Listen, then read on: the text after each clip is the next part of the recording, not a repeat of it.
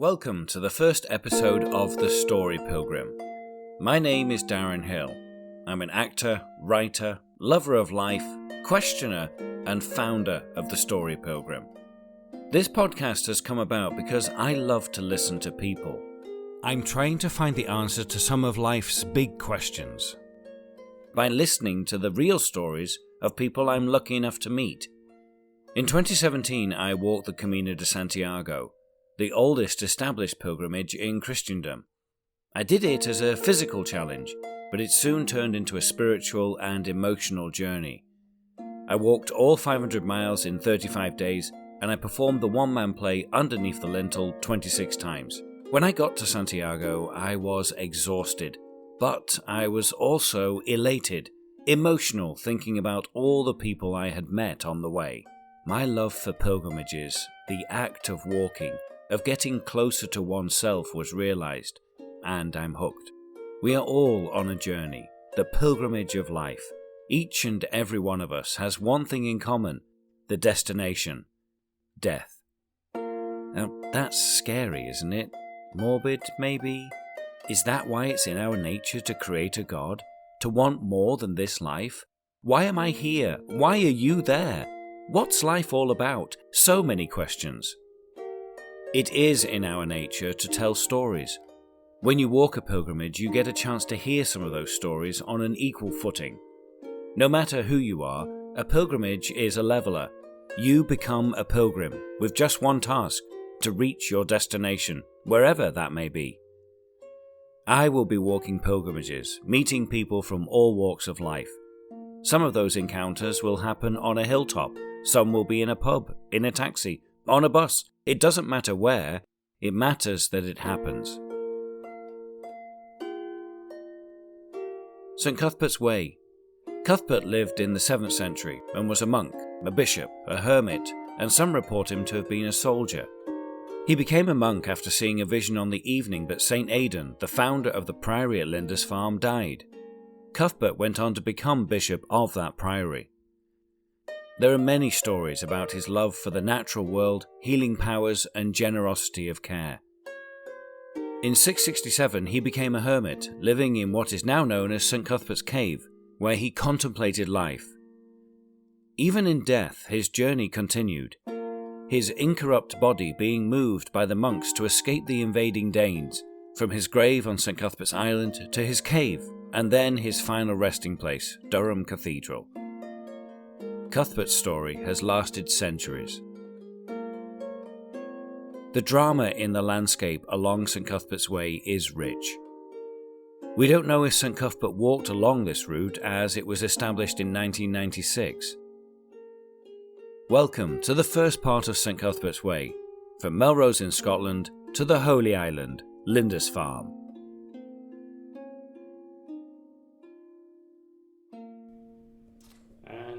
So here we are. I am going to go and do the pilgrimage, and as I step outside, it's pouring down with rain, which is to be expected.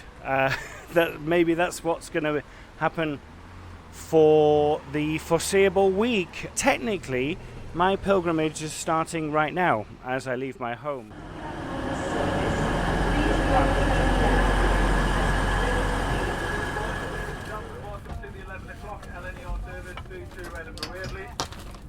I always hope that any journey I take will be an uneventful one.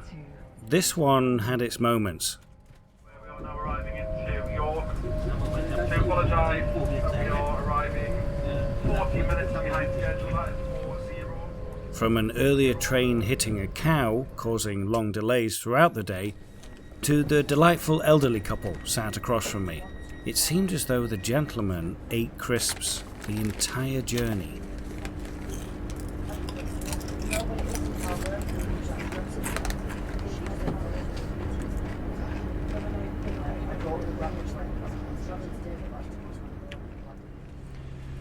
So I literally got off the train at Berwick-upon-Tweed and walked straight out and jumped straight onto the bus to take me across to Melrose, but I have to change at Kelso.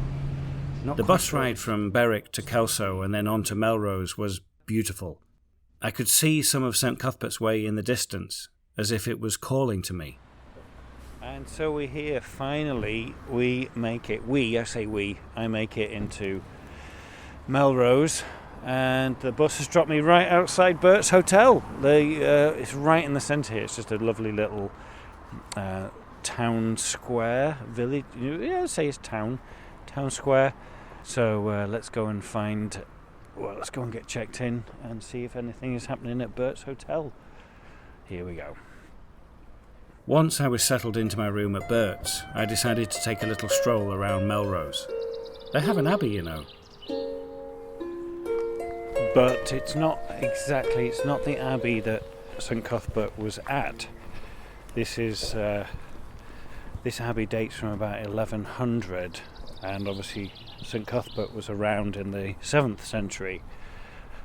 But it's beautiful. I can't get in because I'm late because of the cow being hit by the train. But it's wonderful. Day 1, walking from Melrose to Jedburgh, approximately 13 miles. As you stand in the centre of Melrose, there's no indication, no signs which way the walk is. Luckily, the evening before I had managed to do a little recce and found the path down the side of someone's house, right by their rubbish bins. You actually walk through their back garden, and then I have found my first St Cuthbert's Way marker. It's just a white plaque with St Cuthbert's Way written on it, has an arrow, and in the centre of the arrow is St Cuthbert's cross. So we're just walking up these wooden steps in this beautiful forest surrounded by bluebells. You immediately climb up the Eildon Hills out of Melrose. 3 volcanic-looking hills that have remnants of Iron Age settlements on top of them. So this is quite a steep climb, and I'm not even halfway up it yet. One thing that I found as I walked St Cuthbert's was that this particular way has a lot of benches. So there's a very strategically placed bench here, halfway up, probably about 3/4 of the way up now. There's a lovely bench, and there's a little stone here which has been painted, and on it says Samaritans 116123, you're not alone. And yeah, I do struggle with that sometimes. I know what they mean, but at the moment, as I'm stood on the side of this hill overlooking this beautiful valley, I am alone in a way because there's nobody else here. But I bring with me my past. I bring with me the past of my family. And yeah, you physically can be alone, but I think that's absolutely right. You are not alone. You can see why Cuthbert enjoyed being out in this. There's so many stories of him wanting to be out in nature, and he didn't want to take the positions as bishop and be in charge of the priory. He didn't want that, but he did. He took it.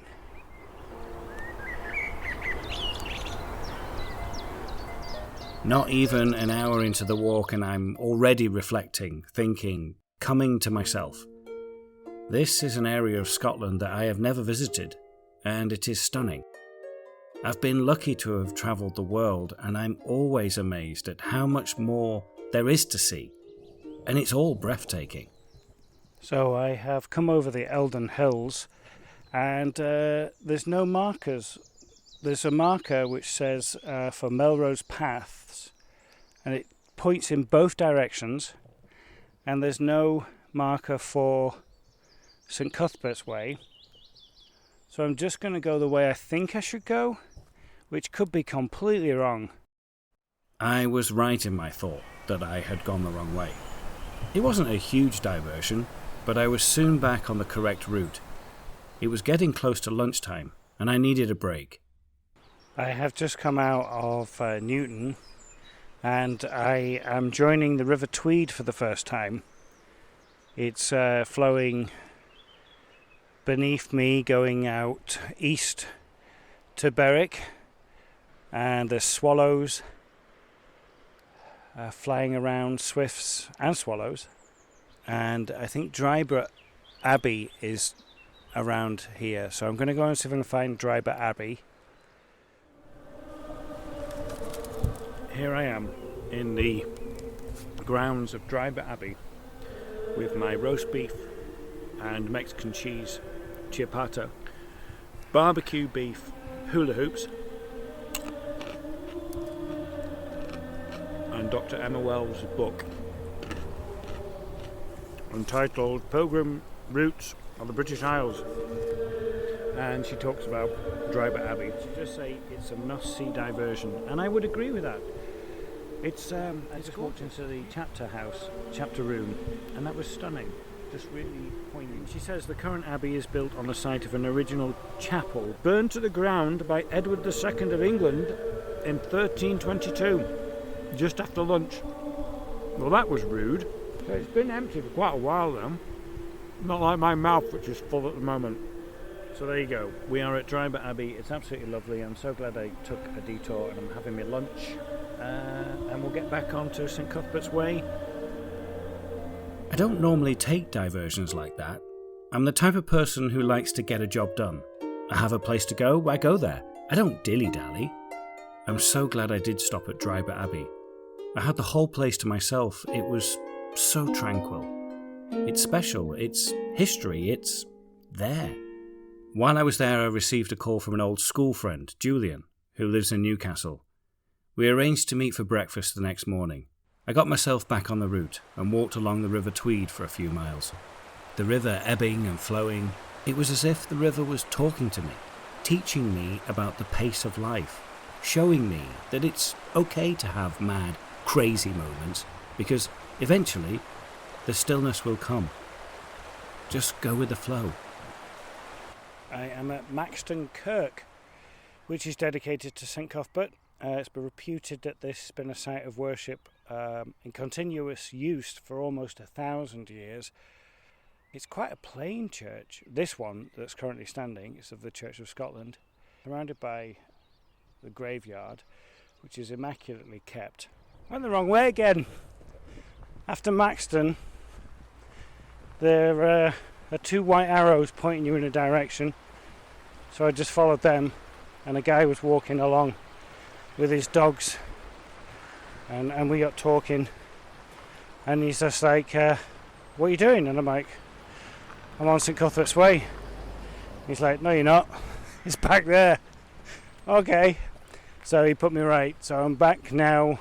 Well, for the moment I'm back on it, but it's really, really poorly signposted, and there's so many ways. He's like, yeah, no, that's for St Boswell's Way. My accommodation for that evening was in Jedburgh.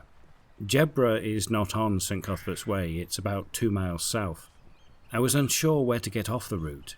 It seemed as though most people leave the route at Hairstains, but for some reason I felt I needed to keep going. I chose a point where St Cuthbert's crossed a B road.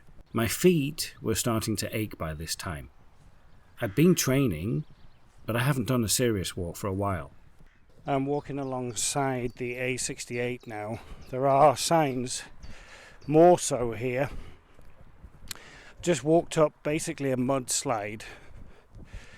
Because May has been so wet, the majority of the trail that I'm walking on is really just mud. It's just squidgy.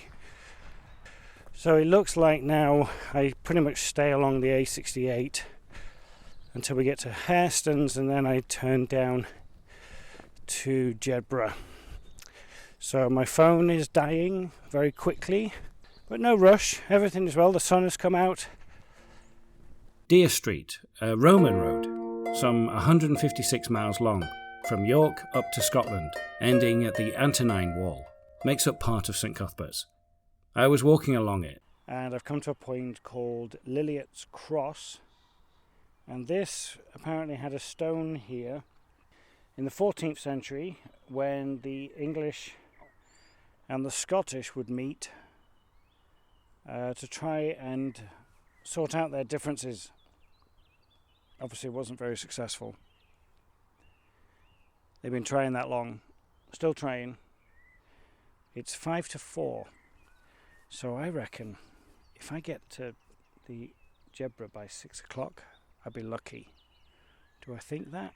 I don't know. Might be later. I passed Hairstains and it was getting very quiet. I felt like this was not the right way and I had made the wrong choice. I was still on the route. I needed to get to Jedburgh, but my GPS on my ever-fading phone was telling me I was going further away. But I'm stubborn and I felt that the B road was the right place to go, so I ploughed on. Still going. Back down by a river. I'm not quite sure which river this is. And I think the place that I've chosen to get off Saint Cuthbert's Way is much further along than what other people are doing with regards to getting to Jedburgh. It's a lot longer than what I thought it was. I got to the B road, and as I was climbing over the crash barrier to get onto the road, a white van was approaching me, beeping its horn, constantly beeping. I thought, what? I'm not in your way. There's no other vehicles on the road. Why are you beeping at me? I looked up right as the van was level with me and looked the driver square in the eyes. I knew those eyes. It was my brother, Gareth. So I have to record this because this is hilarious. I was like, hello, how are you? Good to see you. That was hilarious because I'm like, this was the point where I stopped and I was like, I have no idea how I'm going to get to my bed and breakfast from here. And you drive straight past. Got a lift. My brother is a self-employed courier. He knew I was doing this walk, but had no idea where I was. He had taken a job that morning from Scarborough to Liverpool, and then another job from Liverpool to Berwick. And then he intended to call me to find out where I was after he'd dropped off his shipment. The chances of us being in the same place at exactly the same time was slim, but it happened. I jumped into his van. We can't remember the name of the rabbit's name. Oh yeah. But we can both remember Flash's name, the Flash. guinea pig. But I have no idea that I thought there was just one guinea pig. I'm sure we had 2 of each. I can't even remember Dash. having 2. Dash. Is it Flash and Dash? Could have been. Or am I just making that up? I think you might have just made that up. I don't know. Well, that's another thing. Tash is is there, will know. But one of them 2 will know. Do you reckon? I don't even remember having 2 rabbits. I thought we only had one. I thought we had one of each. I'm sure we had 2. Or maybe maybe it wasn't at the same time. Maybe we had one. We did definitely only have one rabbit and one guinea pig, and that's by the by. I finally made it to my bed and breakfast that evening around 7 p.m. with the help of my brother. It was a long day, not many stories collected, but a wonderful one. An amazing chance meeting with my brother, my interaction with the environment. I was a happy bunny, whose name was definitely not Dash. Day 2, from Jedburgh to Yet home, approximately 14 miles. Julian joined me for breakfast and dropped me back at the point I had met my brother the evening before. As we were about to part, another friend, Andrew, called. I don't know what you're doing, and I don't know if I approve of it, but I urge you both to continue. Thanks. Thank you. There is very little going on around here that isn't green and grassy. Okay, well, there's not many gondolas. Day 2, approximately 10 a.m. So I am a couple of miles into today's walk, and I'm in a field full of cows, and they're all just stood right in the way of where we're supposed to go. So I'll just walk through, and lots of beautiful little calves. Hello. Exactly.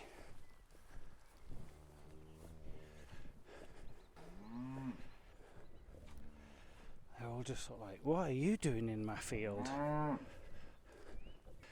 Excuse me. Coming through. Now this fence is electric. Oh, there's a cute little calf. He's all like brown and white. And that must be his mum. Oh, one of them wants to come with me. Sorry, you're going to have to stay. Yeah, see you later. Thanks. So far, my encounters with other people, both fellow pilgrims and people living in the area, was limited. I came across 2 gentlemen clearing the way, who explained to me that they hadn't put all the signs back on the way. Put them back? Why were they taken down in the first place? That's how I got lost yesterday. At Burt's and then in Jedburgh, I was sure there was a lady who had been there at both locations, but I never spoke to her. This morning, after my encounter with the cows, this same lady caught me up. Her name is Anne, a retired head teacher from Peckham. We walked together that morning. And there, the Red Cross provide a house in Hackney near Dawson Junction, where during I think 4 days a week the Red Cross provide food and just a place for people to go and showers and washing machines and all those sorts of things. Okay. And then 1 day a week the Refugee Council take that over. And so I was in that on that day. So we cook and we just tour. Well, are they from predominantly one area? Well, not really. I mean, the adults, quite a lot of people from Eritrea, Sudan, all over the world actually, not just there. Sure. But the children, they came a lot from Afghanistan. You had a lot from Afghanistan, Okay. and a lot from Sudan and Eritrea actually.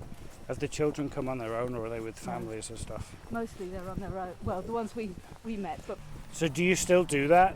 no, they stopped it during lockdown. Because of lockdown. Because, Well, what do they do? What do these... they were in hotels, mostly the ones the clients that this group worked with were in hotels. Okay. As you can hear in the background, the 2 gentlemen who I had met before had leapfrogged us, and they were clearing the path ahead. People being so close together and all that social distance. I could hardly hear Anne. Yeah. It was difficult. So the workers who worked for the Refugee Council, they were still doing it on the telephone and trying to put through Okay. asylum claims and all those sorts of things. Okay, so they were getting some sort of support. Yeah.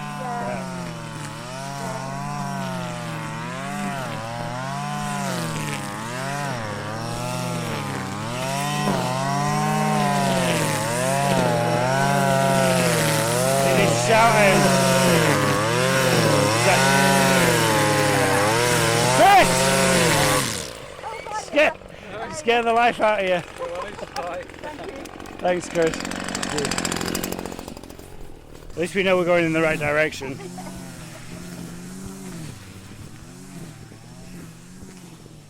Anne told me about her daughter. She's a singer. She runs a performing arts school. Fantastic. On like a Saturday and a Sunday one. Yeah.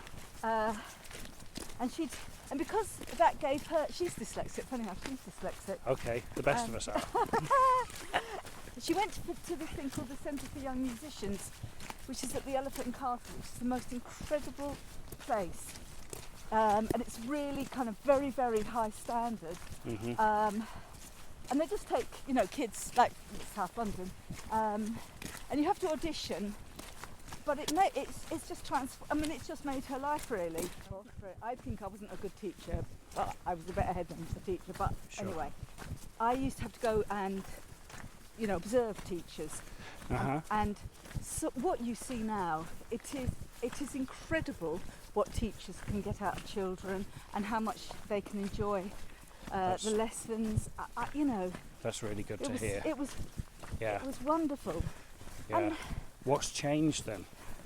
better teacher training. Okay. Technology does help, Mhm. So if you're in English, you can use a whole number of things Mhm. to illustrate or to kind of push children thinking on. I kind of thought, Anna, you can do that.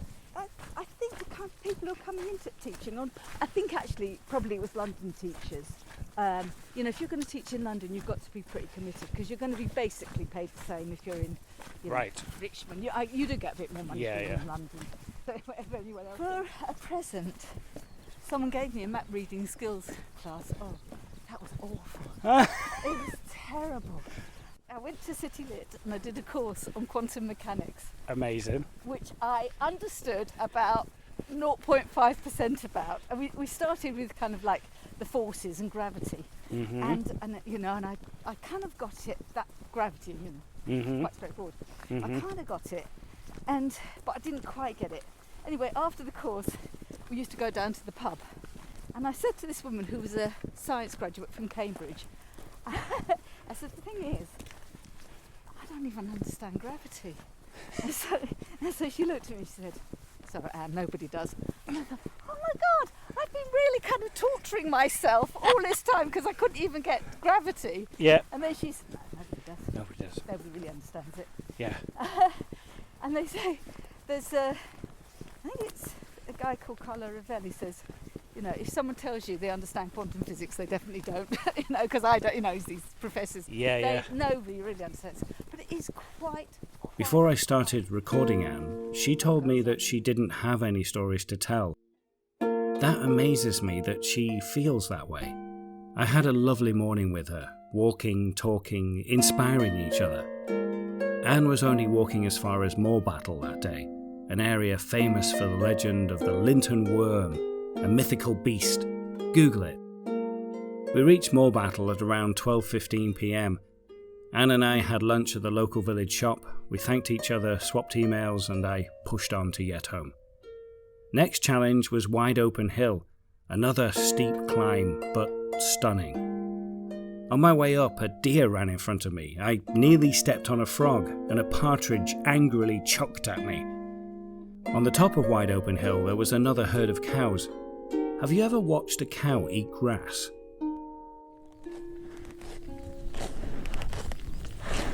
Melrose obviously on the other side. I've come from there yesterday. Beautiful. And like I said, it was wonderful talking to Anne this morning. But it is, when you put yourself in an environment like this, it's very inspiring. It makes you feel small and insignificant, which then I think helps you to see the bigger picture. Yeah, there's a lot to ponder. And it's good having this time. It was great having that time this morning with Anne, but it's also great having that time, that space to yourself. And that word self, there's a really steep hill coming up. Oh no! I'm going to save my breath. That was the steep bit, and I'm at a point now, there's a sign here, Saint Cuthbert's Way, Wide Open Hill, 1,207 feet, 368 metres. This is the highest point on the way, and also the halfway point between Melrose and Lindisfarne. I've only been going a day and a half, but it's so peaceful and it's so tranquil. There's like a reservoir or lake down there.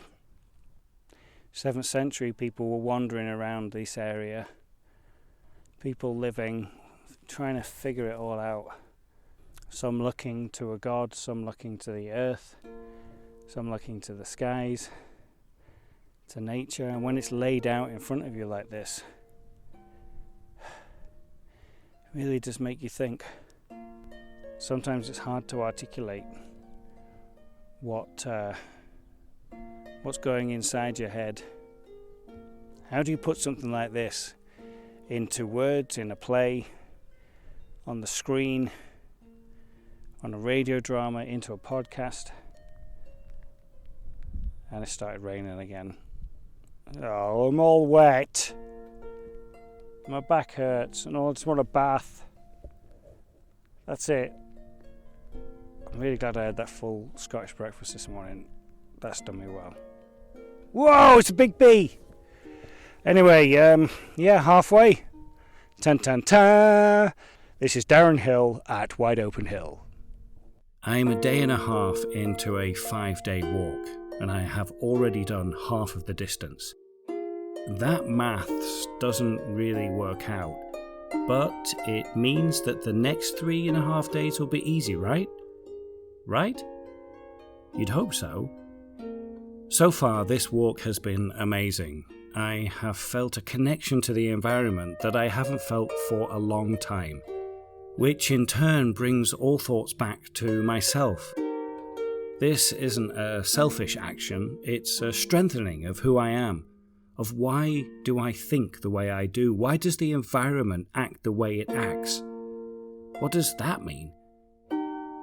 My walk with Anne helped me see life from her perspective, and that helps. It helps me to make sense of my life. I'm grateful for that. Join me for episode 2, where I will reach the final destination, the Holy Island, Lindisfarne. The approach to that island was one of the most magical and mystical experiences I have ever encountered. You don't want to miss it. Until then, stay safe, stay happy, and listen. You've been listening to episode 1 of The Story Pilgrim, Saint Cuthbert's Way. The Story Pilgrim was written and produced by Darren Hill. Original music composed and performed by Anya Backer. For more information about The Story Pilgrim, Darren and Anya, go to thestorypilgrim.com or follow us on Instagram and Twitter @TheStoryPilgrim.